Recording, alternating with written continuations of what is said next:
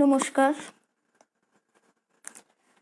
দিব্যত্রয়ীর পদপ্রান্তে Facebook page থেকে আজকে আমাদের গুরুদেব শ্রী শ্রী তারকব্রহ্ম তারাদাস এবং দেবী মা শ্রীমতী ধীরা বসুর কথা আমরা শুনব।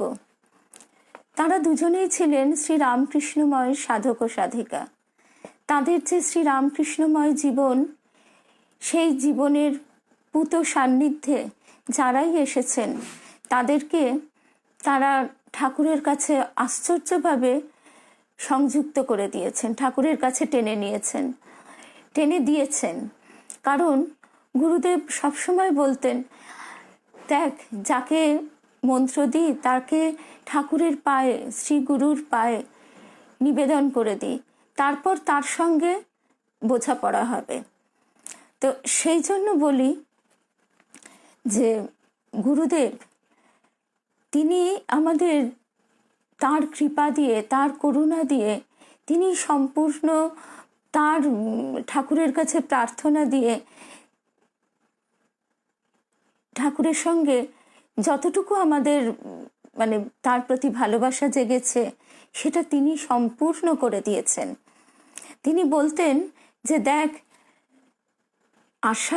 আস্বাদন পেতে গেলে কি, আগে বাজার করতে হবে, তারপরে রান্নার জোগাড় করতে হবে, তারপর ভাত চড়িয়ে ভাত বসিয়ে সব রান্না বান্না করে তারপর তো মুখের গ্রাস, তারপরে তো আস্বাদন, আর তোদের ভাত মেখে খাইয়ে দেওয়া হয়েছে।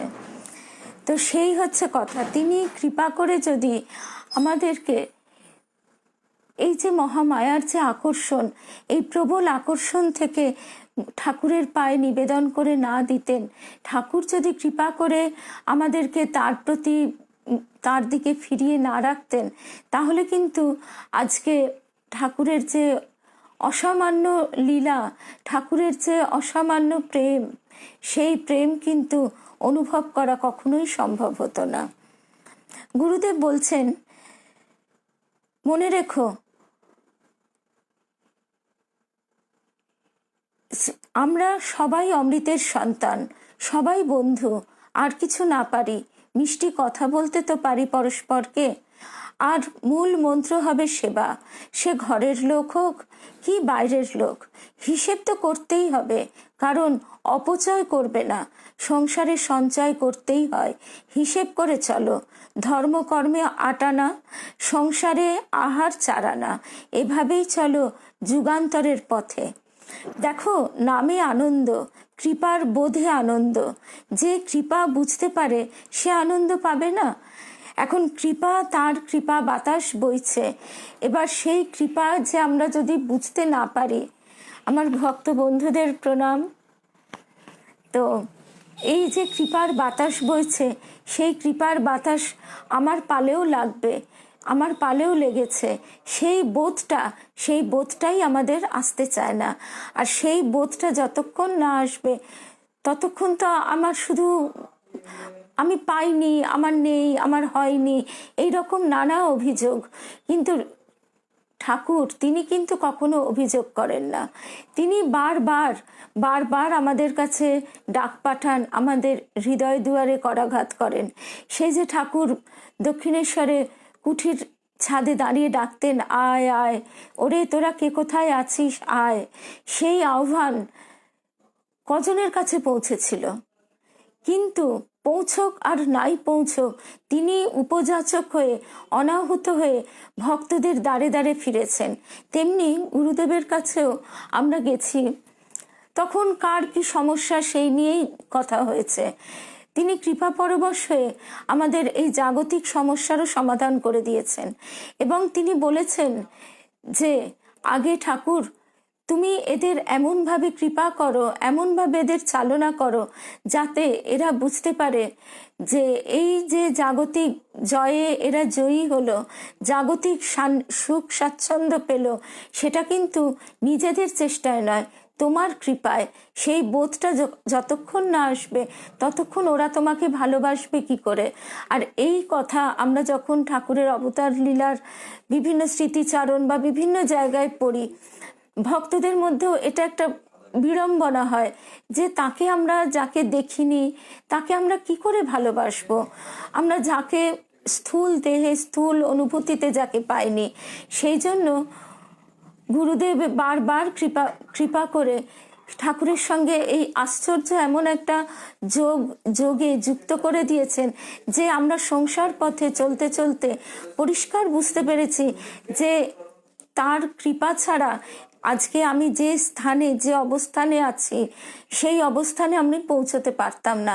এমন ঘটনা পরম্পরা ঘটিয়েছে জীবনে বা ঘটে গেছে, এবং সেই ঘটনা থেকে আমরা ক্রমশ হয়তো প্রাথমিকভাবে মনে হয়েছে যে এই ঘটনাটি হয়তো আঘাত রূপে এলো, কিন্তু সেটা যে আঘাত নয়, তার থেকে ক্রমশ আমাদের মন যে ঈশ্বরমুখী হয়েছে, তার প্রতি শরণাগতি নির্ভরতা যে পূর্ণ মাত্রায় এসেছে, এই বোধেও তিনি আমাদের মানে কি বলবো এই পরিপুষ্ট করেছেন, এই বোধ তিনিই এনে দিয়েছেন। তো সেই জন্যই তিনি বলছেন যে কৃপার বোধে আনন্দ, যে কৃপা বুঝতে পারে সে আনন্দ পাবে না।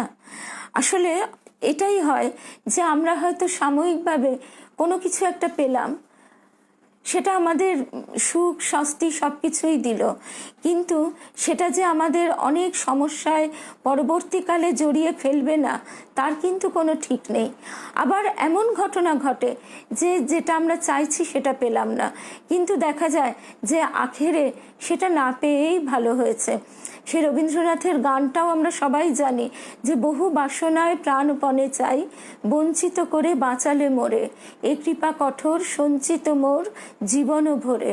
তা সেই রকম আমাদের তো চাওয়ার শেষ নেই, এবং আমাদের যে চাওয়া, এই চাওয়াটাও মুহূর্তে মুহূর্তে পাল্টে যাচ্ছে। আজ মনে হচ্ছে এটা হলে ভালো হতো, কাল মনে হচ্ছে না এটা না হয়ে ওটা হলে ভালো হতো।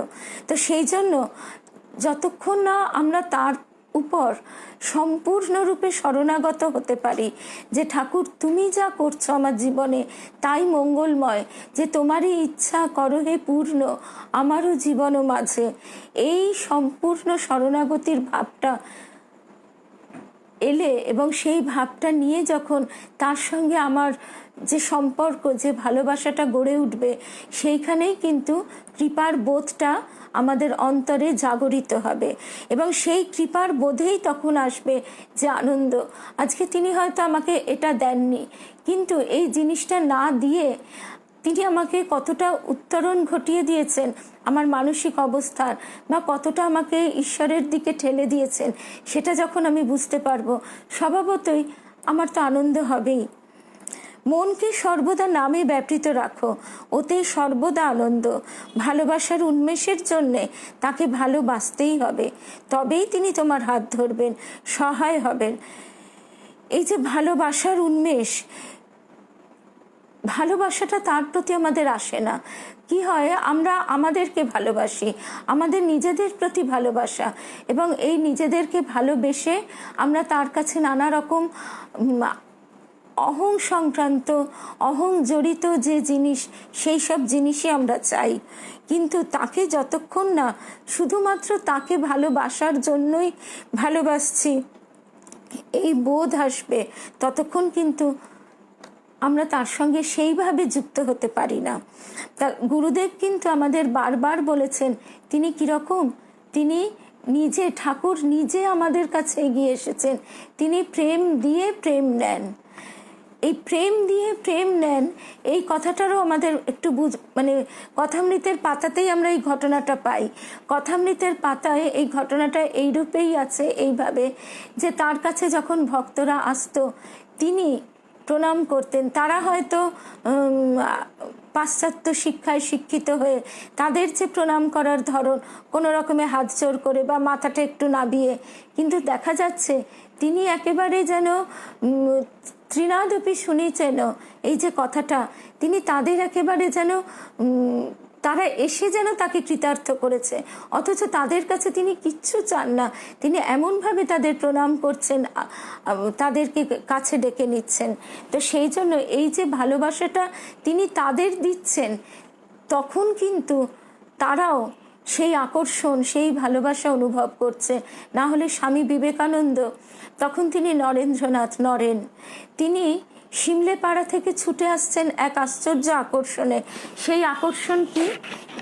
যে সেই পাগলা বামুনের আকর্ষণ, যে পাশ্চাত্য শিক্ষায় শিক্ষিত, যার অত তেজ, অত পাণ্ডিত্য, সেখানে তিনি দেখছেন যে এই মানুষটা কি মানে কি আশ্চর্যভাবে পাগলের মতো থেকেও সে যা বকবক করছে সেই কথার মধ্যে তো কোনো ভুল নেই।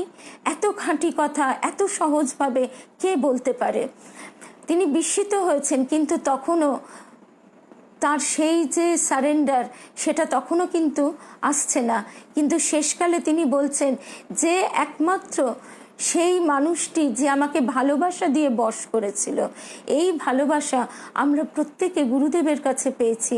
যে ভালোবাসার অভাব সংসারে কিন্তু ভালোবাসার নামে আমরা দেখি, সেই অভাব আমরা অনুভবও করি। এমনকি পিতামাতার ভালোবাসা, যাকে সর্বশ্রেষ্ঠ বলা হয়, সেই ভালোবাসাও যে কতটা খণ্ডিত সেটাও কিন্তু আমরা একটু ভাবলে বুঝতে পারি। সেখানেও তাদের চাহিদা থাকে সন্তানের কাছ থেকে, নানা রকম চাহিদা। সেই চাহিদা পূরণ না হলে তারা ক্ষুব্ধ হন। কিন্তু যাই হোক না কেন, এই ঠাকুরের কাছে যে অদ্ভুত আশ্চর্য ভালোবাসার টান, যে আকর্ষণে ছোট ছেলেরা ছুটে যেত, ঠিক সেই রকম এটা শ্রেয়া লিখছে লাভ পার্সনিফাইড। সত্যি কথাই যে তিনি ছিলেন সত্যি ভালোবাসার প্রতিমূর্তি। এটা কোনোদিন ভাষা দিয়ে প্রকাশ করা যায় না। এটা তাকে যারা দেখেছে এবং তার যখন নাম করার সময় যে ভাব বিহ্বল রূপ, সেই রূপ যারা দেখেছে একমাত্র তারাই বুঝতে পারবে যে সেই অনুভব, সেই রূপ যেন সেই চাঁদ থেকে যেমন জ্যোৎস্না এই পৃথিবীতে ঝরে পড়ে, ঠিক সেই রকম সমস্ত ভাসিয়ে নিয়ে যায়। এবং সেই জ্যোৎস্না যখন ঝরে পড়ে তখন কি হয়, সেটা যখন নদীর বক্ষে বা কোনো জলাশয়ে সেটা পড়ে, সেটা যেমন ঝলমল করতে থাকে, সেরকম বৃষ্টি স্নাত পাতার ওপর পড়ে ঝলমল করতে থাকে, মাটিতে পড়ে না। ঠিক সেই রকম গুরুদেবের ভালোবাসাও কিন্তু, তার কৃপা, তার ভালোবাসা সমস্ত কিছু কিন্তু বিগলিত হয়ে ঝরে পড়তো। এবং যে যতটা কি বলবো, জন্মান্তরে যে যতটা পথ অতিক্রম করে এসেছে, তারপর থেকে তো আমাদের তা পথ চলা শুরু হয়। তো সেইখানে যার অন্তরে তিনি, ওই যে বললাম উপমাটা এইরকমই হয় যে একটা জলাশয়, সেটা যত সরল, যত তরল স্বচ্ছ, সেখানে সেই প্রেমটা তত তার তত বিকশিত হয়, তত ঝলমল করে ওঠে।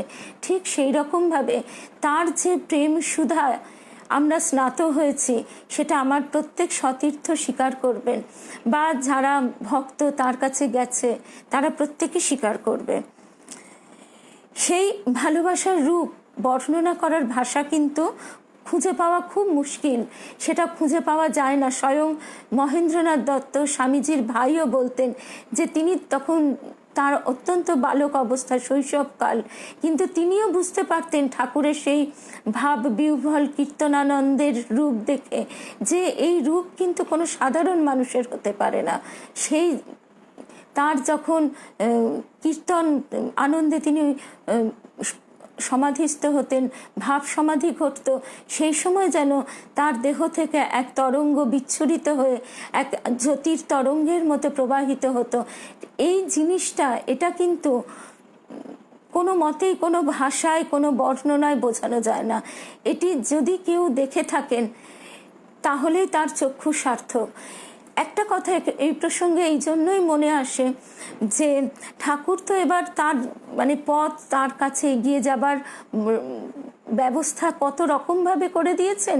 তাই এই যে মঠ মিশনে দীক্ষা নেওয়া হয় যখন, সেক্ষেত্রে একটা ব্যাপার হয় যে গুরু মহারাজের সান্নিধ্য সাধারণ ভক্তদের পক্ষে সহজলভ্য হয় না, কারণ সেখানে একটা নিয়মের মধ্যে দিয়ে তার কাছে পৌঁছতে হয়। এবং তিনি যখন, যারা আমার আত্মীয় বা বন্ধু পরিজন মিশনে দীক্ষা নিয়েছেন, তাদের কাছে শুনেছি যে গুরু মহারাজ যখন একটা আসনে বসেন, একটা চেয়ারে, এবং সেখানে সবাই লাইন করে গিয়ে তাকে প্রণাম করে, তিনি আশীর্বাদ দেন। সেই সামান্য মুহূর্তটুকুতে যদি কারোর সেইভাবে স্বচ্ছ মনে তার আলো প্রতিফলিত হয়, সেটা তার মহা সৌভাগ্য। কিন্তু যেহেতু তার সঙ্গে সেইভাবে সান্নিধ্য লাভে সুযোগ হয় না, সেই জন্যই কিন্তু এই যে বর্ণনাটা আমি দেবার চেষ্টা করছি সেইটি তারা বুঝতে পারেন না। তা আমাদের মানে কি বলবো, জন্ম জন্মান্তরের হয়তো শুভ সংস্কার অথবা তারই কৃপা, যে কোনো কারণেই হোক, এই গুরুদেবের সান্নিধ্য আমরা যখনই পেয়েছি তখনই তার যে সেই রূপ দেখেছি, ভাববিহ্বল রূপ কাকে বলে, ভাব সমাধি কাকে বলে, ঠাকুরের নামে কেউ যে এইভাবে মাতোয়ারা হয়ে যেতে পারে, যার কোনো চাহিদা না থাকতে পারে শিষ্যের কাছে, শুধুমাত্র অকাতরে প্রেম, অকাতরে আশীর্বাদ কেউ দিতে পারে, সেটা তার কাছে না পৌঁছানো অবধি কিন্তু বোঝা সম্ভব নয়। তারপরে গুরুদেব বলছেন, এই নির্মল মনেই সব হয়। মন হতেই পারে জগন্নাথ, যদি তার ভেতরের সব জঞ্জাল দূর করতে পারো। তার জন্যে সাহায্য পাবে গুরুর কাছে। তোমাকে নিতে হবে তাকে আপন করে। মনের ঊর্ধ্বগতি, নামের লাটাই তোমার হাতে, বিশ্বাসের সুতো দিয়ে বেঁধেছ, বইবে প্রেমের বাতাস, সেটা উড়িয়ে নেবে ঘুড়িকে আরও ঊর্ধ্বলোকে। তাই এটা কিন্তু গুরুদেব একটা উপমা দিয়ে বলছেন, কিন্তু এটা যে বাস্তবে কেমন হতে পারে সেটা বোঝানো তো ভীষণ অসুবিধে। কারণ এই যে তিনি বলছেন কি, যে তোমাকে নিতে হবে তাকে আপন করে। এই যে আপন করে নেওয়া, সাহায্য পাবে গুরুর কাছে, আপন করে নেওয়াটা যে কতখানি আপন করে ভালোবাসলে তবে গুরু শক্তি ক্রিয়াশীল হয়, সেটা কিন্তু আমাদের নিজেদেরকে বুঝতে হবে। আমরা যদি আমাদের নিজেদের স্বার্থ সিদ্ধির জন্য, নিজেদের সংসারের জন্য, নিজেদের লেখাপড়া, নিজেদের কেরিয়ার বা বিয়ে, ছেলেপুলে, তাদের আবার কেরিয়ার, এইসবের জন্য তার কাছে যাই, তাহলেও তিনি কৃপা করেছেন। কিন্তু সেই কৃপা আর কোনো না বিনা চাওয়ায় শুধু ভালোবেসে তার কাছে যে গেছে, তার কাছে যে কৃপা বাতাস লেগেছে, এই দুটোতে কিন্তু তফাৎ হয়। তো সে যার হয়েছে তার কপাল। তো নামের লাটাই তোমার হাতে। এবার সম্পূর্ণ তাকে ভালোবেসে যে তার নাম নিতে পারবে, তার ক্ষেত্রেই সেই শক্তিটা ক্রিয়াশীল হবে। বিশ্বাসের সুতো দিয়ে বেঁধেছ, বইবে প্রেমের বাতাস। মানে এই যে তার প্রতি ভালোবাসা, সেই ভালোবাসাটাই হচ্ছে বিশ্বাসের নামের লাটাই। তখন খুব সহজেই তার কৃপা যে শক্তি, সেই শক্তিটা মানুষের মনে, ভক্তের মনে, শিষ্যের মনে ক্রিয়াশীল হবে। সেটা উড়িয়ে নেবে ঘুড়িকে আরও ঊর্ধ্বলোকে। মানে আমরা এক জন্মে যেখান থেকে শেষ করি, ঠিক তারপর থেকেই কিন্তু আমাদের পথ চলা শুরু হয়। তখন তিনি কৃপা করলে যে পথ আমাদের 10 বছর লাগতো, তিনি সেটা 10 দিনেও কিন্তু এগিয়ে নিয়ে যান। মনে রাখবে, বিশ্বাসের সুতোয় সব বাধা আছে।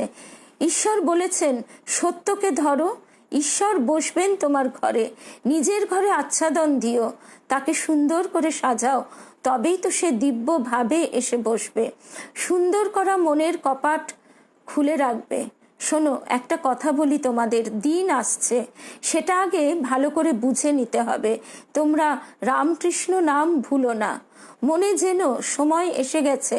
প্রেমের ঠাকুর কোল বাড়িয়ে দিয়েছেন। বলো, তুমি আমার সব নাও। এইখানটাতেও আমাদের গন্ডগোল হয়ে যায়। তারপর যখন ইচ্ছে দেবে, তুমি আমার সব নাও, এইটা কিন্তু আমরা বলি না। আমরা যখন প্রার্থনা করি তখন কি বলি যে একবারও যে তুমি আমাকে গ্রহণ করো, আমাকে তোমার কাছে টেনে নাও। কিন্তু তিনি এই যে নানাভাবে যে আজকে প্রাণে প্রাণে ক্রিয়াশীল, তার শক্তি যে ক্রিয়াশীল, এই বোধটা কিন্তু ক্রমশ তিনি মানুষের মনে দিচ্ছেন। আমরা যখন ছোট ছিলাম এই ধরনের কথা কিন্তু আমরা খুব একটা শুনতে পেতাম না। তারপর যখন ইচ্ছে দেবে, চাওয়ায় ভুল থাকলে বিপদ হতে পারে। তার মানে কি, এই যে আমরা যে কি চাইতে, কি চেয়ে বসবো, তার কোনো ঠিক নেই। চাওয়ায় ভুল থাকলে বিপদ হতে পারে, শুধু চাও শুভ বুদ্ধি, নিজে হবে নিরহংকার। এই যে চাওয়ায় ভুল থাকলে বিপদ হতে পারে, এই প্রসঙ্গে একদম আমার জানা একজনের ঘটনা আমি বলি। সে ছিল মানে কি, সেই মেয়েটি অত্যন্ত সুন্দরী, অত্যন্ত সুন্দরী এবং মধ্যবিত্ত ঘরের মেয়ে, কিন্তু তার এক প্রকার রূপের অহংকার ছিল, এবং সেই রূপের অহংকার থেকে তার একটা ধারণাও ছিল যে তার এক খুব ধনী ঘরে বিবাহ হবে, এবং সে ঠাকুরের কাছে সেটা প্রার্থনাও করত। এবং শেষমেশ যখন বিবাহ হয় তখন যথেষ্ট ধনী ঘরে বিবাহ হয়, এবং বিবাহের পর তার স্বামীর যে উন্নতি হতে থাকে অর্থনৈতিক দিকে, সেটাও কিন্তু আশ্চর্য রকম। কিন্তু সেই মেয়েটি ঠাকুরকে কিন্তু প্রচণ্ড ভালোবাসলে কি হবে, তার ওই যে চাওয়া, ঠাকুর কিন্তু তার সেই চাওয়াটি পূরণ করে দেখিয়ে দিয়েছেন। আজকে সেটা সে মর্মে মর্মে বুঝতে পারে যে ধনী ঘরে বিবাহের ফলে যে তাকে কত রকম সমস্যার মধ্যে জড়িত হয়ে যেতে হয়েছে। সে ইচ্ছে করলে কত কিছু করতে পারে না, তার অর্থের অভাব নেই, সাহায্যকারী লোকের অভাব নেই, কিন্তু তার নিজের সময়ের স্বাধীনতা নেই, তার অনেক জিনিসের স্বাধীনতা নেই। সে নিজের ঘরে ঠাকুরের ছবি রেখে যে ঠাকুরের কাছে সব সময় যে তার মুখের আমি যে অনেক সময় যেটা আমরা চাই যে আমি যে ঘরে সর্বক্ষণ বাস করি সেখানে ঠাকুরের ছবি রাখবো, যাতে সর্বক্ষণ আমি তার মুখের দিকে চেয়ে থাকতে পারি। কিন্তু সেটাও তার গৃহসজ্জার কারণে, ইন্টেরিয়র ডেকোরেটর দিয়ে যেহেতু তার গৃহসজ্জা হয়েছে, সেখানে সেই রকম সাজসজ্জা ঠিক উপযুক্ত নয় বেডরুমের জন্য, তা সেটি সে করতে পারে না। তাকে অত্যন্ত ঝাঁ চকচকে তো বটেই, এই কথাটাই মনে এসে যায়, তাকে এই রকম একটি ঠাকুর ঘরও বানিয়ে দেওয়া হয়েছে। কিন্তু সে দুঃখ করে বলে, আমার এতটাই কাজের জন্য, কাজ নয়, তার বাড়িতে যা সমস্ত পরিচালনা করতে হয় সেই সবের জন্য তাকে এতটাই ব্যস্ত থাকতে হয় যে সারাদিন পর কোনো রকমে তাড়াহুড়ো করে সকালে একটু গোপালকে ভোগ দিয়ে আসা, এবং সন্ধ্যের পর যখন সে ঠাকুর ঘরে গিয়ে বসে তখন সারাদিনের হয়তো ক্লান্তি, চিন্তা এবং কি বলবো, তার পারিবারিক নানা রকম সহজ সরল সম্পর্ক, বা তার যে পরিবারে অনেকের অনেক রকম ক্রোধ, অনেক রকম সমস্যা যেগুলো তাকে সামলাতে হয়, সেইগুলো তার মনকে এমনভাবে চেপে ধরে যে তখন সে এত ক্লান্ত হয়ে পড়ে যে সে শুধু ঠাকুরকে প্রণাম করে বলে, ঠাকুর আর কি বলবো, যা চেয়েছি তুমি সবই দিয়েছো, কিন্তু তুমি নিজেকে আমার কাছে সেইভাবে ধরা দিলে না। এইটাই হচ্ছে চাওয়ার ভুল। এই উদাহরণটা এই জন্যই দিলাম যে এটা সে আজকে মর্মে মর্মে উপলব্ধি করছে, কিন্তু সে অত্যন্ত ঠাকুরকে ভালোবাসে এবং সে সাড়াও পায়। সে এমনকি তার এত দুঃখ হয়েছে, সে তার টাকা পয়সার কোনো অভাব নেই, যার জন্য সে গাড়িতে হোক, উবের হোক, যাতে হোক, সে যেখানে দক্ষিণেশ্বর, জগদ্যান, গোলপার্ক সব জায়গায় যেতে গেছে। হয়তো এমনও হয়েছে যে যাওয়ার পথে হয়তো তার জন্য কোনো এমন একটা অসুবিধে, বাধা সৃষ্টি হয়েছে, সে দক্ষিণেশ্বর অত অবধি না গিয়ে শুধুমাত্র গোলপার্ক থেকে দুটো বই কিনে ঠাকুরকে প্রণাম করে ফিরে এসেছে। না হলে তার বাড়িতে হয়তো এমন একটা খারাপ পরিস্থিতির সম্মুখীন হতে হতো। এই যে তাকে নানাভাবে, নানা রকমভাবে সংসারে আষ্টে পৃষ্ঠে জড়িয়ে থাকতে হয়েছে, কেন? যে সে ঠাকুরের কাছে প্রার্থনা করেছিল অন্য জিনিস, যে ধনী ঘরে সুখ ভোগ, তা সেই সুখটি দিয়ে পেয়ে সে আজকে বুঝতে পারছে যে সেটাতে কতটা যে আনন্দ সে পেল এবং কতটা পেল না। তার মানে কি, তার এই চাওয়াটা যতক্ষণ না, এই তৃষ্ণাটা মিটত, ততক্ষণও কিন্তু সেই ঠাকুরকে পরিপূর্ণরূপে চাইতে পারত না। এই জন্যই গুরুদেব বলছেন, চাওয়ায় ভুল থাকলে বিপদ হতে পারে, শুধু চাও শুভ বুদ্ধি। আজকে যদি আমি হয়তো চাইলাম আমার সন্তান একটা খুব ভালো তার কেরিয়ার হবে, সে হয়তো একটা কর্পোরেট অফিসে জয়েন করবে, বা সে ডাক্তার হবে বা কিছু, কিন্তু দেখা গেল সেটা পূরণ হলো, পূরণ হবার পর তার কর্মক্ষেত্র এমনই হলো যে সেখানে তাকে এত কষ্ট পেতে হচ্ছে যে সেটা মা হয়ে দেখা অত্যন্ত দুঃখজনক, অত্যন্ত কষ্টকর। এবং সেই কষ্টটা তখন সে কার কাছে প্রকাশ করবে? কারণ সে তো সেটাই চেয়েছিল যে আমার সন্তান একজন বড় ডাক্তার হোক। আজকে সে এমন একটা পরিস্থিতির মধ্যে, এমন চাপের মধ্যে যে তাকে পড়তে হবে, সেটা তো তখন সে বুঝতে পারেনি। শুধু চাও শুভ বুদ্ধি, নিজে হবে নিরহংকার। কষ্ট হচ্ছে, হোক। হয়তো আমার এই মুহূর্তে আমি যে ভাবে আমার যাত্রা চলছে, মানে জাগতিক পথে, সংসার পথে, সেখানে কষ্ট হচ্ছে, তবু হোক, তবু সবার সেবা করে যেতে পারি, সেটাই চাও। মনে রেখো, একজন সর্বদা পাশে আছে, সব কিছু সে দেখছে। সবাই ঠাকুরকে ধরো, সেই একের ভেতরেই সব দেবদেবীকে পাবে। মনে রেখো, তোমরা পেয়েছো অনেক। এইটাই আবার আমাদের ভুল হয়ে যায়। আমরা কিন্তু অনেক পেয়েও আমরা বলি না, আমার তো আর কিছুই সেরম হয়নি।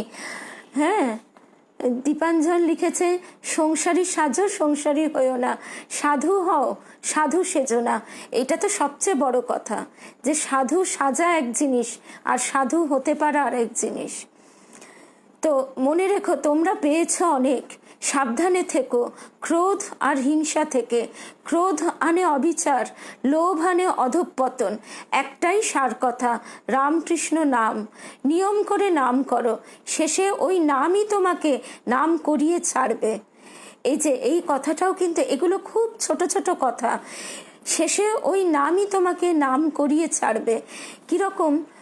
একবার যদি আমরা কাউকে সেইভাবে ভালোবাসতে পারি, তখন কি আমাদের মনে করে করে তার কথা চিন্তা করতে হয়? হয় না। তেমনি একবার যদি এই নামে ডুবে যেতে পারি, সেই নামে মজে যেতে পারি, তাহলে কিন্তু স্বতঃস্ফূর্তভাবে আমাদের অন্তরের অন্তঃস্থল থেকে সেই নামটা উঠতে থাকে।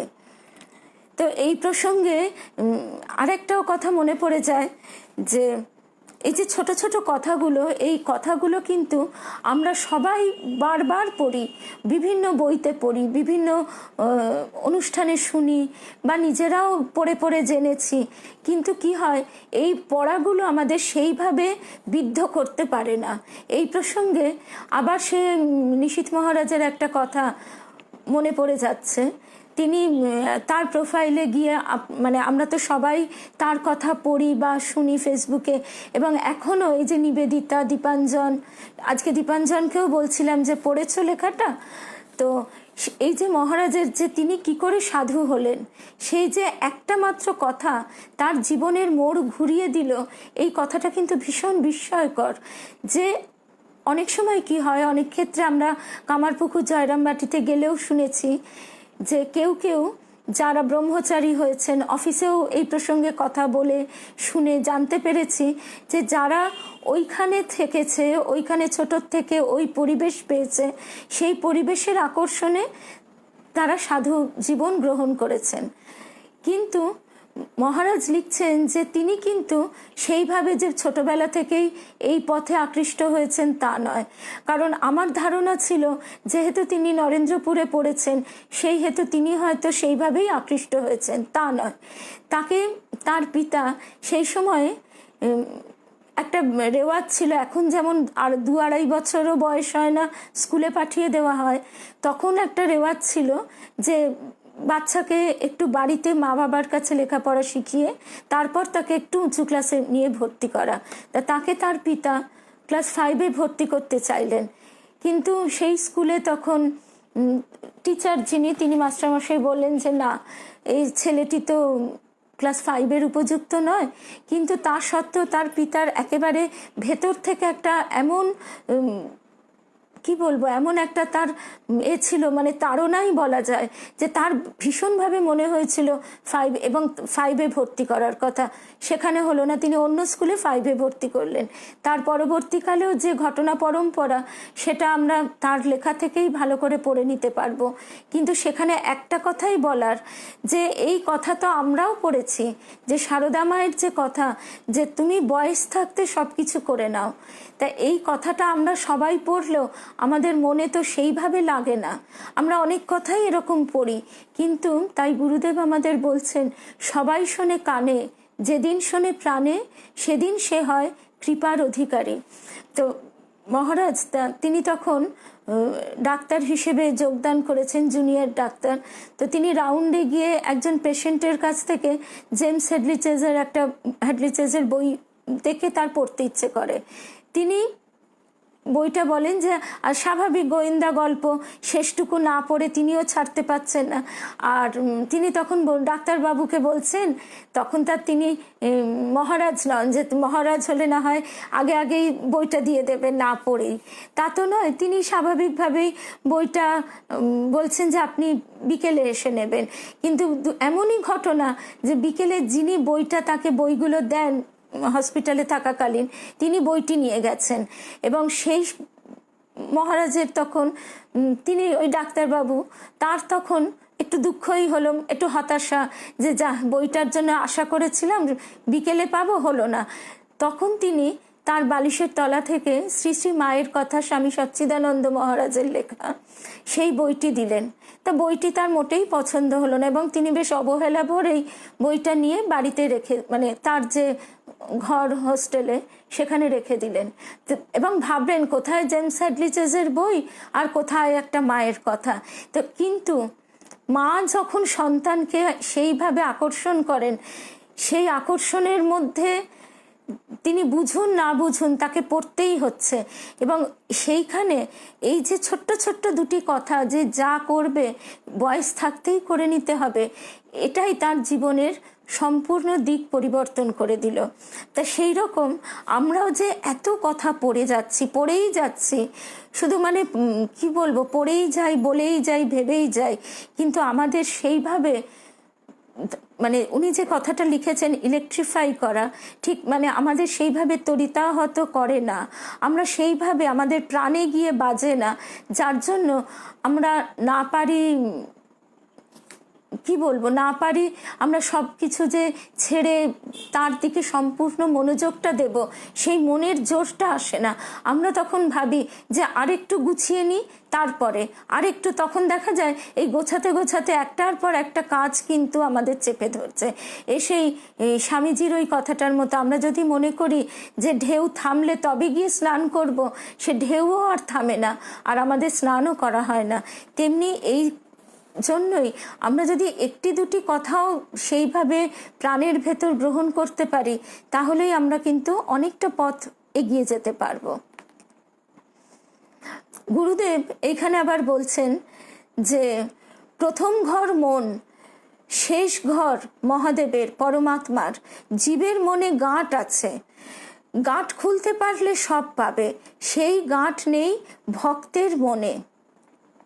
সেখানে ভক্তের মনের হাটে চলেছে ভগবানের সঙ্গে দেওয়া নেওয়া। এ বড় কঠিন পথ, শুধু ভালোবাসা দিয়েই সম্ভব, ঝগড়া ও পথে নয়, ওটা শুধু কুয়াশা। আমাকে দিতে হবে ভগবানের জন্য ভালোবাসা, তখন সব পথ পরিষ্কার। মনের সেই গতি চলেছে কত বন জঙ্গল পার করে, তারপর সে ঠিক জায়গায় পৌঁছে যাবে, শ্রীরামকৃষ্ণের ঘরে। তো এই কঠিন পথে এই ভালোবাসা দিয়েই সবকিছু সম্ভব। স্বামীজিও বলতেন যে প্রেমের শক্তি সবচেয়ে বড় শক্তি। এখন এই ভালোবাসাটাই আমাদের জাগতে চায় না, এইখানেই হয়ে যায় মুশকিল। আর সেই ভালোবাসাটা জাগাবার জন্যই একমাত্র উপায় হচ্ছে জীবের পক্ষে তার নাম গ্রহণ করা। তার নাম নিতে নিতে, নাম নিতে নিতে ওই ঘোলা জলে ফটকিরির মতো, নির্মলির মতো আমাদের মনের অন্যান্য যে সমস্ত দিকে চিন্তা, বাসনা, সেইগুলো কিন্তু আস্তে আস্তে থিতিয়ে যায় এবং তখন আমাদের মনটা হয়ে যায় কাঁচের মতো স্বচ্ছ এবং খুব সহজেই যে ঠাকুরের যে আলো, সেই যে স্বচ্ছ যে রূপ, সেই রূপ খুব সহজেই প্রতিভাত হয়। আবার আরেকটাও মুশকিল হয়, সেই উপমাও ঠাকুরই আমাদের দিচ্ছেন, যে অনেক সময় কৃপা করে গুরু কি করেন, তার শক্তি বলে আমাদের মনের যে ওপরে যে কচুরিপানা, সেই কচুরিপানাটায় একটা ঢিল ছুঁড়ে সেখানটা পরিষ্কার করে দিলেন। সেই ঢিলটা যেখানে পড়লো সেখানে খানিকটা জায়গা দেখা গেল যে শীতল সেই স্বচ্ছ জল, সেখানে তার আলো প্রতিভাত হলো, কিন্তু আবার জেকে সেই চারিদিক থেকে আমাদের যে সমস্ত বাসনা, সেই সমস্ত বাসনা এসে চেপে ধরলো, তখন আবার সেই কচুরিপানায় ঢেকে গেল। তখন কিন্তু তার সেই আলো আর আমাদের সেই অন্তরে প্রতিফলিত হতে পারছে না। তো সেই জন্য আমাদের সজাগ থাকা, সর্বসময় আমাদের এই যে সজাগ থাকা, এই সজাগ থাকার বিষয়টি নিজেদেরকেই আনতে হবে, যেটাকে সৎ অসৎ বিচার করা বলা হয়। তো আমাদের এই যে গুরুদেব এইভাবে তার শক্তি তিনি আমাদের মধ্যে, তার ভক্তমণ্ডলীতে, তার শিষ্যের মধ্যে কিন্তু প্রবিষ্ট করিয়ে দিতেন। তার ভালোবাসা তিনি আমাদের মধ্যে দিতেন, যে ভালোবাসাই আমরা তাকে ফিরিয়ে দিয়েছি, এবং গুরু ইষ্ট অভেদ।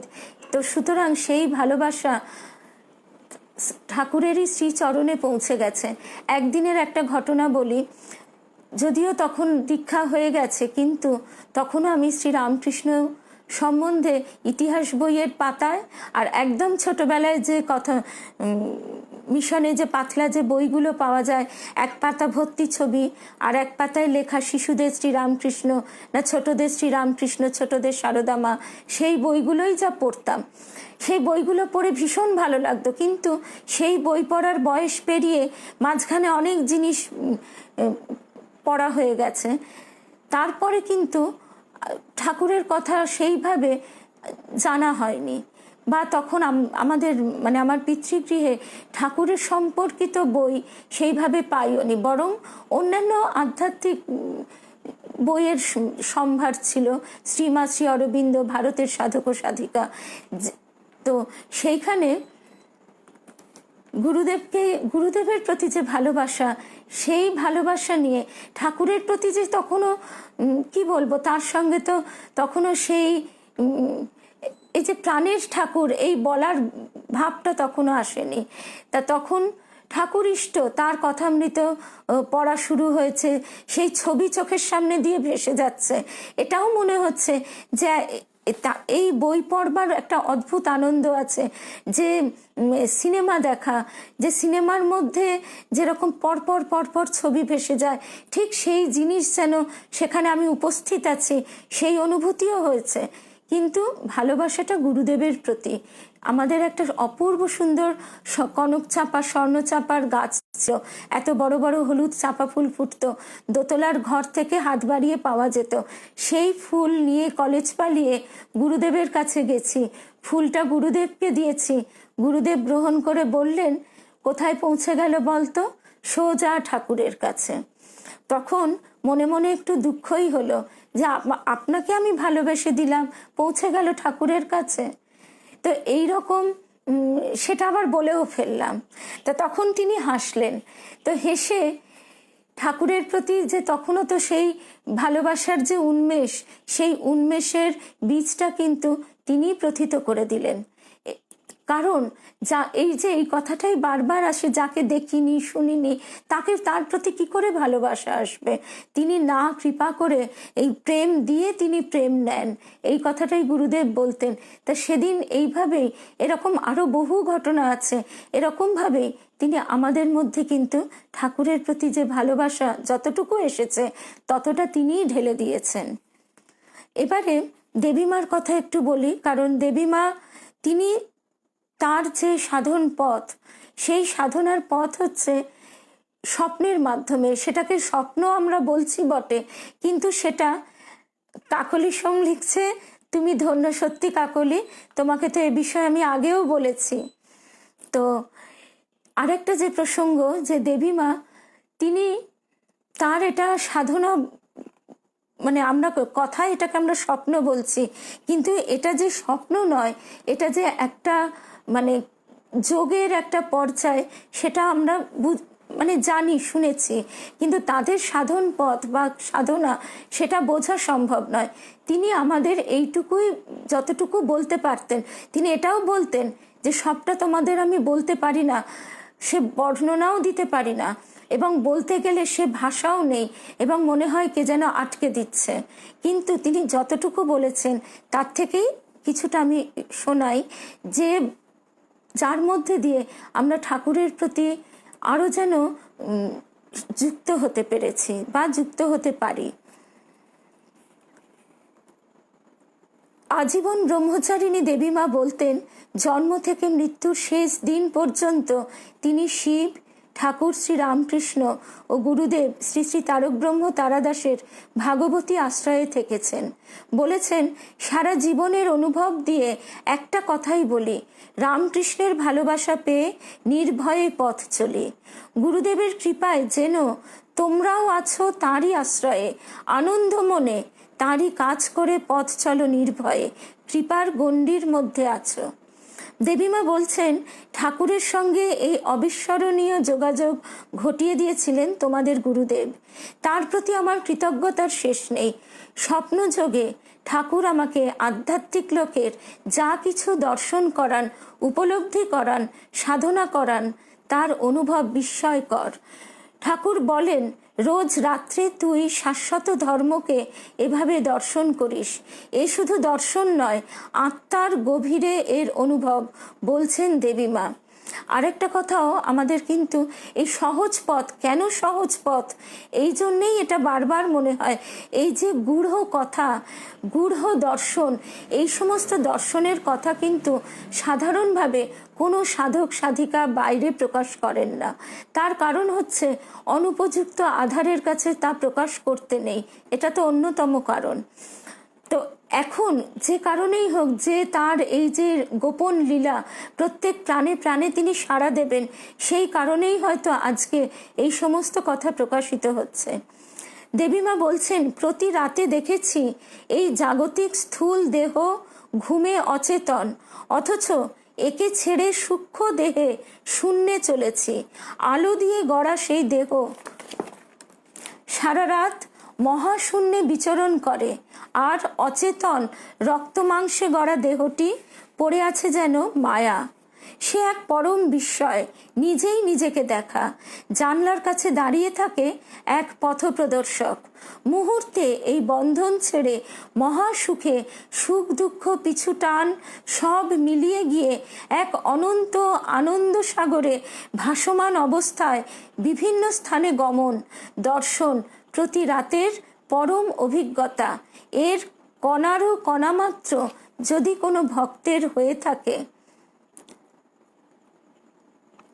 তাহলে সেটা তার পরম প্রাপ্তি, এবং সেই পরম প্রাপ্তি থেকে সে এইটুকু অনুভব করবে যে এই কথাগুলো কিন্তু মানে কি বলবো, এগুলো কোনো কল্পনা নয়, এগুলো একেবারে মানে সত্যেরও সত্য।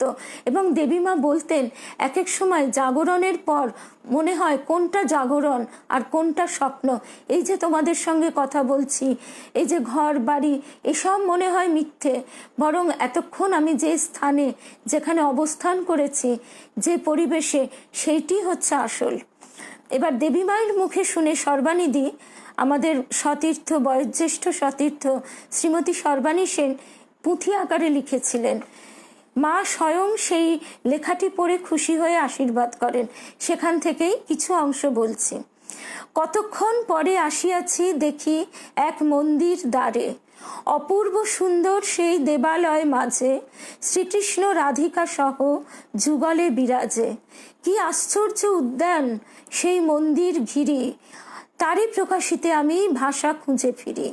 পৃথিবীর পাখিদের সুমধুর গান, বর্ণে গন্ধে সুশোভিত পুষ্প অগণন, যত দেখিয়াছি আর শুনিয়াছি যত, সেসব কিছুই নহে সে স্থানের মতো। অর্থাৎ আমরা পার্থিব সৌন্দর্যের তো কোনো তুলনা নেই, পার্থিব সৌন্দর্য অসাধারণ, তা সেই সৌন্দর্য আমরা কতটুকু দেখতে পাই। কিন্তু যখন আমরা এই যে বিভিন্ন জায়গায় যাদের সৌভাগ্য হয়েছে বেড়াতে যাবার, সেই আন্দামানের যে রূপ, আন্দামানে গিয়ে স্নরকেলিং বলে যে একটা সমুদ্রে যে মুখ ডুবিয়ে যে সমুদ্রের তলা দেখা যায়, সেই সৌভাগ্যে ভাগ্যবতী হয়েছি। সেইখানে 2003 সালে আন্দামানে গিয়ে স্নরকেলিং যাকে বলে, সেই একটা অক্সিজেনের পাইপ থাকে সমুদ্রপৃষ্ঠ থেকে উপরে, আর মুখটা ডুবিয়ে সাঁতার কেটে, সঙ্গে টিউব থাকে, গাইড থাকে সমুদ্রের মধ্যে। সেখানে কোরাল যে রয়েছে, সেই তার সেখানে তো সমুদ্রের আমরা জানি যে অতল তল নয়, সেখানে সমুদ্র কাঁচের মতো বাতাসের মতো স্বচ্ছ, এবং সেই অগভীর সমুদ্রে, অগভীর হলেও সেটা হয়তো 100 ফুট গভীর, সেখানে গিয়ে তার যে রূপ দেখেছি সেই দিন আমার মানে অনেকের ঘুমের অসুবিধে থাকে, যেটা আমার বিন্দুমাত্র নেই, সেই রূপ দর্শন করে চোখের নার্ভগুলো বা কি জানি না সারা শরীরের নার্ভগুলো এত উত্তেজিত থেকেছিল সেই রূপ দর্শন করে যে সারা রাত দু চোখের পাতা এক করতে পারিনি। তখন হাজব্যান্ড ওয়াইফ আমরা দুজনে গিয়েছিলাম, সে যায়নি, সে যেহেতু জলকে সাঁতার জানে না, ভয় পায়, তো সেই জন্য তাকেও আমি কিছুতেই বোঝাতে পারছিলাম না ভাষা দিয়ে। এবং সেদিন মনে হয়েছিল তা সে রূপ তো দেখেছি কণিকার মানে সে ভগ্নাংশেও আসবে না, তো সেদিন মনে হয়েছিল কেন রত্নাকর বলে সেরকম এই যে বিশ্ব ব্রহ্মাণ্ডের যে রূপ, যে আমাদের চোখ তো সে ধারণই করতে পারবে না। তো সেই জন্য মা বলছেন, দেবী মা, যে যত দেখিয়াছি আর শুনিয়াছি যত, সেসব কিছুই নহে সে স্থানের মতো। তারই মাঝে পাথরের বেদী জ্যোতির্ময় ঠাকুর শ্রী রামকৃষ্ণ বসিয়াছেন তথায়। পরম সৌম্য মূর্তি সম্মুখেতে হেরি, জ্যোতির বলয় তার মস্তক ঘেরি। গলে বনমালা চন্দন কপালের মাঝে, শাশ্বত ধর্ম যেন প্রত্যক্ষ বিরাজে। দর্শন মাত্র মোর ত্যাজি সূক্ষ্ম দেহ, অনুভব করি যেন বাহিরিল কেহ। অর্থাৎ এই স্থূল দেহ ছেড়ে, এই রক্তমাংসের দেহ ছেড়ে তিনি অনুভব করছেন তার এই যে আর একটা শরীর, যাকে সূক্ষ্ম শরীর কি কারণ শরীর কি বলা হয় সে অত তো আমাদের জানা নেই, তো কোনো একটা অবস্থানে তিনি অবস্থান করে তার যে ঠাকুরের সঙ্গে তার কাছে যে পৌঁছানো, সেখানেও তিনি দেখছেন সেখান থেকে সেই দেহ থেকেও আরেকটি সূক্ষ্ম দেহ যেন বেরিয়ে আসছে, আরো জ্যোতির্ময় আর অতি সূক্ষ্ম তাহা, ঈষৎ রক্তাভ কি অপূর্ব যে তাহা। সেই দেহ বুঝি মোর মিলাইতে চায়, হিমাচল সমস্তব্ধ ঠাকুরের পায়ে। ভাগীরথী পুণ্য তোয়া যেথা জন্ম নেয়, মন্দার কুসুম সম সেই চরণ কমল, যাহা লয়ে খেলা করে গঙ্গার জল। হতেছে যেথায় সৌন্দর্য রাশি সম মধুক্ষরণ, সেথায় হইল মোর আত্মদর্শন। এবার আত্মদর্শন কি সেটাও আমরা জানি না, কিন্তু দেবী মায়ের কাছে যখন এই কথাগুলো বিস্মিত হয়ে মুগ্ধ হয়ে শুনেছি এবং বলবার সময় তার মুখমণ্ডলে যে জ্যোতি দেখেছি, সেটা থেকে এইটুকু বোঝা গেছে যে আমরা যে জিনিস নিয়ে সবসময় জড়িত আছি তার বাইরে অদ্ভুত একটা কিছু আছে, যে ওই যে মিছরির শরবত, সেই আমরা চিটে গুড়ের পানার মধ্যে জড়িয়ে আছি, পাঁকের মধ্যে ডুবে আছি। একটা পদ্ম যখন তার মূলটা পাঁকের মধ্যে থাকে, সে কি কোনোদিন কল্পনাও করতে পারে যে ফুল হয়ে ফোটার পর সে কি আশ্চর্যভাবে দৃশ্য, আশ্চর্য সৌন্দর্য, আশ্চর্য আলো সে পেতে পারে না, কারণ সেই পাঁকের মধ্যে তার মূলটা প্রথিত। কিন্তু সেখান থেকে আকর্ষণে ঊর্ধ্বগতি হয়ে যখন সে ফুটে ওঠে, সেই যে সূর্যের আলো, মৌমাছি, বাতাস, সেই সবের যে সাহচর্য সে পায়, সেটা কিন্তু সেই পাঁকটার ভেতরে সে পায় না। যেমন যখন প্রজাপতি সেই শুককীট রূপে দমবন্ধ অবস্থায় থাকে, সেও জানতে পারে না প্রজাপতি হওয়ার পর তার জন্য যে কি অসাধারণ সৌন্দর্য, জগৎ, সংসার, মুক্তি অপেক্ষা করে আছে। তো এই বোধটুকু আমাদের মধ্যে তিনি জাগিয়ে দিয়েছেন। তো যে তুমি এই যেটার মধ্যে আছো, এটাই শেষ কথা নয়, এটাই সব কথা নয়, তুমি চেষ্টা করো, তুমিও কিছুটা এগিয়ে যেতে পারবে, সেই অনুভব, সেই উপলব্ধিতে পৌঁছতে পারবে। আশ্চর্য অনুভব সে না পারি বর্ণিতে, ডুবিছে ভাসিছে যাহা তাঁর চরণেতে। ঠাকুরের চরণ প্রান্তে সেই নিশাকালে আত্মার প্রতিবিম্ব হেরি জাহ্নবী সলিলে। এ যেন স্বপ্ন নয়, সব সত্য মনে হয়। উষাকালে বিস্ময়ে হতবাক আমি, কেমনে যে আসি আমি স্থূল দেহে নামি। তো দেবী মায়ের বলা এইসব কথা শুনলেও তার মুখে আমরা প্রত্যেকে শুনেছি, কিন্তু অনুধাবন করতে পারিনি, এবং সেটাই স্বাভাবিক। এটা এটা সত্যি কি করে আমরা বুঝতে পারবো? ক্রমশ এই কথা, স্বপ্ন দর্শন অনুধ্যান করতে করতে আরো তার মধ্যে যখন আমরা ডুবে গেছি, সেটা ভেতরে ঢুকতে ঢুকতে তখন কিন্তু ওই যে তুমি যত পূর্ব দিকে এগোবে তোমার পশ্চিম দিক পিছনে পড়ে যাবে, সেই ঠাকুরের এই কথাটা কিন্তু একদম ফলবতী হয়েছে। তখন মনে হয়েছে যে আমরা কি মানে কলহ কোলাহল তুচ্ছাতি তুচ্ছ বিষয় নিয়ে দিন রাত মগ্ন থাকি। কে ঘুষ নিল, কে কত বড় বাড়ি করলো, কে চুরি করলো, কে কি করলো, এই দেশের কি হলো, আমি যদি বাড়িতে চিৎকার করে তর্ক বিতর্ক করে এই সমস্ত করে আমি তো সেটা পাল্টাতে পারবো না, আমি যতক্ষণ না কর্মক্ষেত্রে গিয়ে সেটা করতে না পারছি। তা সেটা যখন আমি পারছি না, তখন সেই ভাবগুলো, সেই চিন্তাগুলো, সেই জিনিসগুলো কিন্তু একদম অন্যদিকে পড়ে থাকে। তখন কিন্তু মানুষের কি হয়, তখন সে চায় যে এই সূক্ষ্ম রসের মধ্যে অবগাহন করবার যেন চেষ্টা তার ভেতরে পরিস্ফুট হয়। বাস্তবিক আমরা ইন্দ্রিয় ও রিপুর জালে আবদ্ধ বলে তার বাইরে যে অসীম অনন্ত ভাবরাশি তার সন্ধান পাই না। ঠাকুর কিন্তু বারবার সেটা বলতেন কূপমণ্ডূক উদাহরণটা দিয়ে, যে সে কুয়োর মধ্যে সে ব্যাঙটা ভাবে এটাই বুঝি বিশ্ব ব্রহ্মাণ্ড, তার বাইরে যে কিছু থাকতে পারে সেটাই সে ভাবতে পারে না। ঠাকুর আবার যেমন বলতেন যে মেছুনি ফুলের বিছানায় ঘুমোতে পারে না, অর্থাৎ বেশিক্ষণ আমরা উঁচু তারে মনটাকে বেঁধে রাখতে পারি না। আমাদের যে এই আকর্ষণ, এইসব যে আকর্ষণে আমরা জন্ম জন্মান্তর জড়িয়ে আছি, সেই আকর্ষণে আবার আমরা যেন নেবে আসি। স্বামীজিও বলতেন যে একটা BA MA পাশ করতে দীর্ঘ সেই অক্ষর পরিচয় থেকে দীর্ঘ পরিশ্রম, আর সেখানে আধ্যাত্মবিদ্যার বিনা অনুশীলনে আমরা সিদ্ধান্তে এসে যাই কর্মফল আবার কি, মৃত্যুর পর কিছু আছে, এটা তো হতেই পারে না, এসব বাজে কথা, এরকম নানা রকম অবান্তর কথার মধ্যে মানুষ নিজের অহংকারকে আরো যেন বাড়িয়ে তোলে। এবারে 1986 সালে দেখা মায়ের একটি স্বপ্ন দর্শন বলি।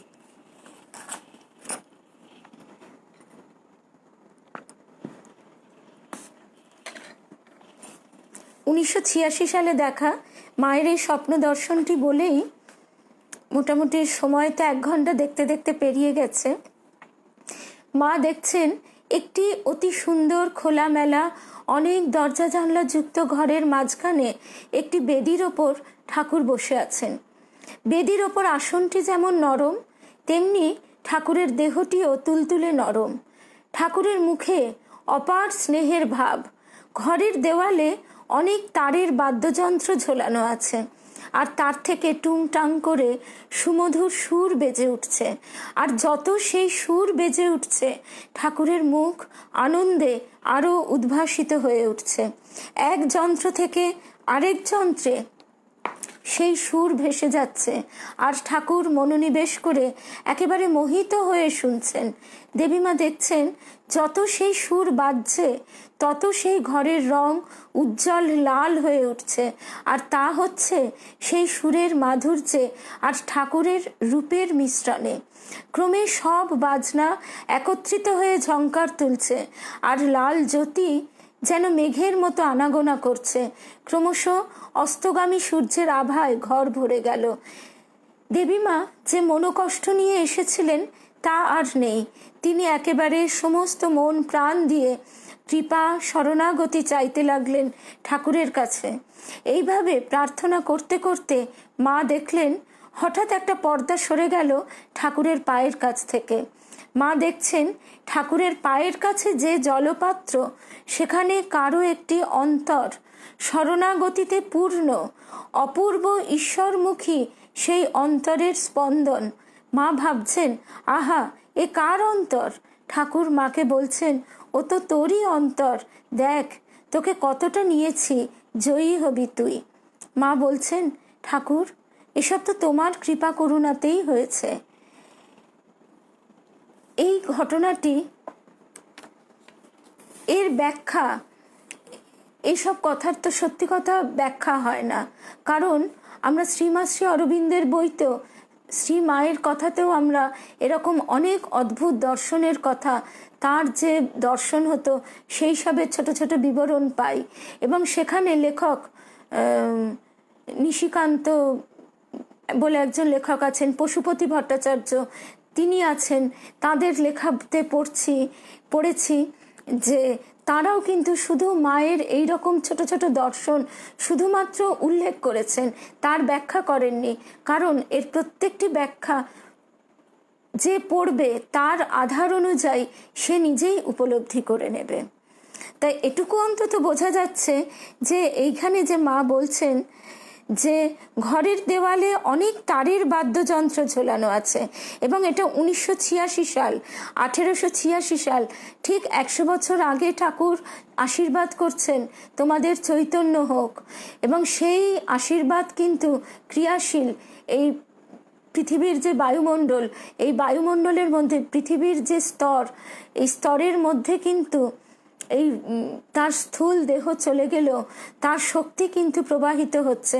এবং এই যে তিনি বলছেন যে তোমাদের চৈতন্য হোক, সেই চৈতন্যের ধারা আমরা জন্ম জন্মান্তর পেরিয়ে আমাদের যে জীবাত্মা, সেই জীবাত্মার মধ্যে সংস্কার রূপে সঞ্চিত হচ্ছে। এবং সেই ধারায় আমরা প্রত্যেকে সেই চৈতন্য ধারায় প্রবাহিত হতে হতে সেই পরম চৈতন্যে গিয়ে পৌঁছবো। আর এই যে অনেক তারের অনেক বাদ্যযন্ত্র ঝোলানো আছে এবং তার থেকে টুংটাং করে সুমধুর সুর বেজে উঠছে, মানে কি কাব্যিক যে দর্শন, সেটাও কত সুন্দর। আসলে তিনি যে সুন্দর, তিনি মানে স্বয়ং সৌন্দর্যের আধার তিনি, তো সুতরাং সুন্দরের মধ্যে তো তার প্রকাশ। আর যত সেই সুর বেজে উঠছে, ঠাকুরের মুখ আনন্দে আরও উদ্ভাসিত হয়ে উঠছে, অর্থাৎ সেই শক্তি ক্রিয়াশীল হচ্ছে। এবং তারপরের কথাটা আরও সুন্দর, এক যন্ত্র থেকে আরেক যন্ত্রে সেই সুর ভেসে যাচ্ছে, আর ঠাকুর মনোনিবেশ করে একেবারে মোহিত হয়ে শুনছেন। তার মানে কি, এক আত্মা থেকে আর এক আত্মায় হয়তো সেই সুর প্রবাহিত হচ্ছে। এই যে তার কথা, তার গান, তার নাম, সেইগুলো এই শক্তিরূপে, শব্দের যে শব্দ ব্রহ্ম বলা হয়, তো শব্দ ব্রহ্মরূপে এই শক্তিরূপে কিন্তু আমাদের অন্তরে, প্রত্যেকের অন্তরে প্রবাহিত হয়ে ধাক্কা দিয়ে আমাদেরকে সেই এক সুরে একভাবে বেঁধে নিচ্ছে। সেই জন্য দেবীমা বলছেন যে যত সেই সুর বাজছে তত সেই ঘরের রং উজ্জ্বল থেকে উজ্জ্বলতর হয়ে উঠছে, এবং তা হচ্ছে সেই সুরের মাধুর্যে আর ঠাকুরের রূপের মিশ্রণে।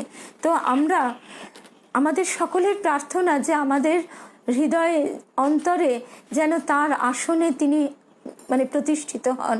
তা সেই আসন তখনই প্রতিষ্ঠিত হবে যখন আমরা আমাদের অন্তরটাকে, আমরা অতিথি হলে কত সুন্দর করে ঘর সাজাই, তো সেখানে আমাদের পরম প্রিয়জন যদি এসে বসবেন, সেই আকাঙ্ক্ষা আমাদের মনে জাগে, তখন স্বভাবতই আমরা নিজেদেরকে কিন্তু প্রস্তুত করব, নিজেদের অন্তরকে প্রস্তুত করব তার আহ্বান, তাকে যে আহ্বান মানে প্রাণ থেকে তাকে যে ডাকা, সেই ডাক যখন আমাদের অন্তরে প্রস্ফুটিত হবে, তখন কিন্তু আমরা স্বতঃস্ফূর্তভাবে তখন জোর করে আর সেগুলো করতে হবে না। তো আজকে সময়ও শেষ হয়ে গেছে, তবুও আরেকটা কথা, আরেকটি 95 সালের আরেকটা দর্শন বলে শেষ করি। গভীর রাতে, এটা 1995 সাল, 9 জানুয়ারি মা দেখছেন, গভীর রাতে দেবীমা রাধাকৃষ্ণের মন্দিরে চলেছেন। ঠাকুরের কত কথা মনে পড়ছে, মনে তাই আনন্দ। মন্দিরে পৌঁছে দেখছেন ঠাকুরের ভারী প্রসন্ন ভাব, অপূর্ব বেশ। ঠাকুরের একপাশে সন্ন্যাসী ভক্তরা, একপাশে গৃহী ভক্তরা। সন্ন্যাসীরা বলছে, আসলে এই যে ঠাকুর মা দেখছেন, তাহলে একপাশে সন্ন্যাসী ভক্তরা, অর্থাৎ এই যে আমরা বলি যে স্থূল দেহ ত্যাগ করে আমরা যে একটা জায়গায় রামকৃষ্ণ লোকে অবস্থান করি, তার মানে মা প্রতিদিন সেইখানে সেই জায়গায় পৌঁছে, সেই অবস্থানে পৌঁছে, সেখানে তখন যে আনন্দ, যে অদ্ভুত একটা কি বলবো আধ্যাত্মিক অপার্থিব অতীন্দ্রিয় পরিবেশ সেইখানে মা দেখছেন। আর এমনিতেও আমাদের বলা হয় কি যে রামকৃষ্ণ লোক যে আমরা মৃত্যুর পরে থাকবো পৌঁছবো তা নয়, আমি যতক্ষণ তাকে অন্তরে তার সঙ্গে আমি সংযুক্ত থাকতে পারবো ততক্ষণই আমাদের রামকৃষ্ণ লোকে বাস। এবং সেই বাস যেন আমাদের মৃত্যুর সময় আমাদের মন যেন সেই জগতের আকর্ষণে ছড়িয়ে না যায়, শুধু তার কাছেই তার প্রতি যেন আমাদের মনটি বাঁধা থাকে, তাহলে কিন্তু জন্ম জন্মান্তর আমরা তার সঙ্গেই সংযুক্ত থাকব। এবং মা দেখছেন ঠাকুরের এক পাশে সন্ন্যাসী ভক্তরা, এক পাশে গৃহী ভক্তরা। সন্ন্যাসীরা বলছে, ঠাকুর এমন কিছু বলো যাতে আমাদের মনে স্থিরতা আসে। সংসারীরা বলছে, ঠাকুর তোমার কথাই তো আমাদের সকল রোগের মহৌষধ, আমাদের দুঃখের শান্তি, কর্মে বল আর পথের দিশারি। ঠাকুর বলছেন, কি আর বলবো বলো, তোমরা এবার নতুন নীতিশিক্ষা নাও, একমাত্র ঈশ্বরকেই আপন জেনে ভক্তি শ্রদ্ধা করো, ভালোবাসো, তাকেই একমাত্র ত্রাণকর্তা বলে জেনো। দেখো মা এখন শান্তি ও সমাধানের দিকেই গতিশীলা। অনেক কথাই বহু রকমের মানুষের জন্য বলা হয়েছে, সে কথা চেপে অন্য কথা বলো না, ভাবের ঘরে চুরি না হয়, অন্তর থেকে সম্মতি পাও। তোমার অন্তরে যে বসে আছে সেই পরম সত্য। এই বিবেক, এই বিবেকের কাছে কিন্তু আমরা প্রত্যেকে দায়ী। বিবেকের কাছে আমরা এই ভাবের ঘরে কখনো চুরি করতে পারি না। দীপাঞ্জন লিখছে, তুমি আর আমি মাঝে কেহ নাই, কোনো বাধা নাই ভুবনে। এই যে নাথ তুমিই সর্বস্ব আমার, প্রাণারাম সারাৎসার, তুমি বাসগৃহ, আরামের স্থল, আত্মীয় বন্ধু পরিবার। কেন? যে তোমার মধ্যেই যেন আমি সবাইকে পাই, সবার মধ্যে তোমাকে না। সবার মধ্যে যদি তোমাকে পাবার কথা ভাবি, সেখানে কিন্তু একটু যেন ফাঁক, একটু যেন গ্যাপ থেকে যায়, কিন্তু তোমার মধ্যে যেন আমি সবাইকে খুঁজে পাই। আর একটা কথা, সংসার থেকেই বলো আর সৎসঙ্গ থেকেই বলো, যার কাছে যেটুকু পাবে মাথায় করে রাখবে, কখনো তার অপব্যয় করো না। এখন এইভাবে প্রস্তুতি নিতে নিতেই দেখবে মা তোমাদের এমনভাবে তৈরি করে নেবেন যে তোমরাই ভাববে বিপদেই বা ভয় পাবো কেন, মার কাছ থেকে তো সম্পদও আসে। বিশ্বাস রাখো, মা যুগান্তর আনতে চলেছেন। আর কোনো স্বার্থপরতাকে প্রশ্রয় দিও না। আগে মানুষকে কত কষ্ট করতে হতো, এখন তো এই গুণগুলি ধারণ করতে পারলেই তোমাদের স্বভাব উজ্জ্বল হবে। জানবি যার মধ্যে সেই সৎ উজ্জ্বল ইচ্ছে আছে আর আছে সহানুভূতি, সেখানেই আমার অবস্থান। তখন একটি মেয়ে বলছে, কি করব ঠাকুর, স্বার্থের জন্যে তো কত সময় মিথ্যে বলতে হয়।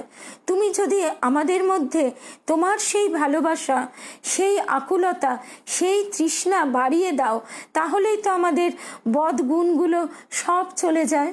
তখন আমরা সদ্গুণগুলো দিয়েই ভরাট করব নিজেদের।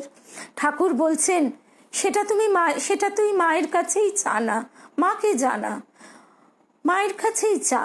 মায়ের কাছেই আছে প্রতিপালনের শক্তি। সবার প্রতি মায়ের কত দয়া, কত ক্ষমা, কত মায়া মমতা, এ তো মা ছাড়া কারোর নেই।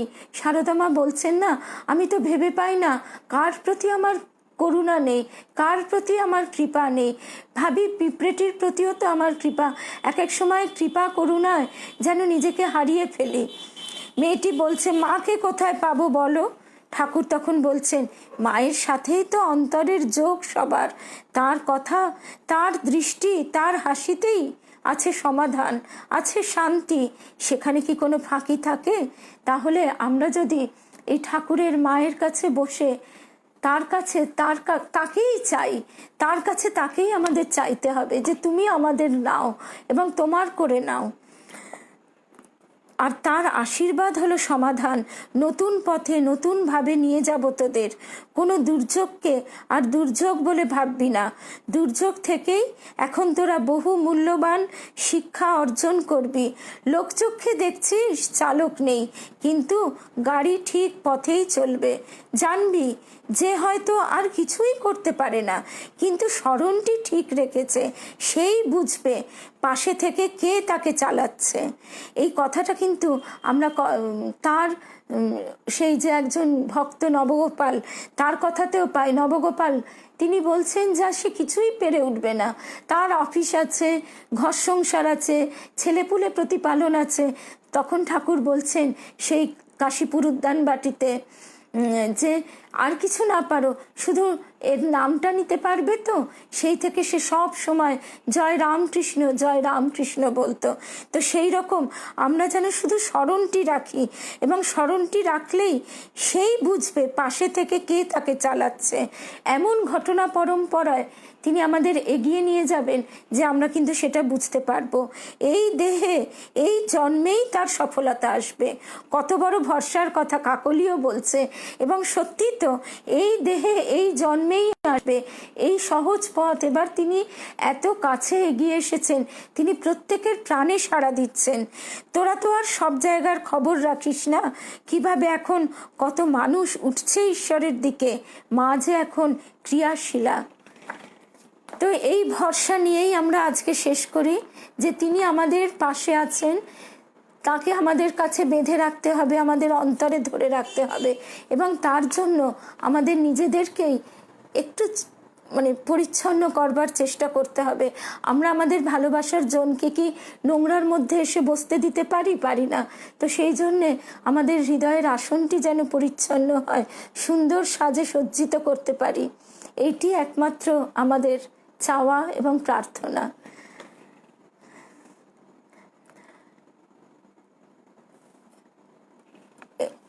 অরিন ভাদুরী মহাশয় তিনি বারবার অনেক কমেন্ট করছেন বা বলছেন, সকলেই এই যে আমরা সকলে পরস্পরের মধ্যে দিয়ে এই যে তার কথা, তার ভাবে ভাবিত হতে পারছি, এইটি তো তার কৃপা। এইটি তো মা দেখছেন যে একটি বাদ্যযন্ত্র থেকে, এবং এটা আমরা জানি যে এই যে তার যন্ত্র, সেটা যখন একদম সমান সুরে যদি বাঁধা থাকে একটা ঘরে, সেই ঘরের মধ্যে বদ্ধ একটি ঘরের মধ্যে, তখন একটা তারে ঝংকার তুললে অন্য তারগুলো যদি একই সুরে বাঁধা থাকে, সেই যন্ত্রগুলো ঝংকৃত হয়। ঠিক তেমনি তার নাম আমাদের প্রত্যেকের মনে অন্তরে ঝংকার তুলুক, এবং সেই এক সুরে এক প্রাণে তার কাছে আমরা যেন এগিয়ে যেতে পারি। নমস্কার।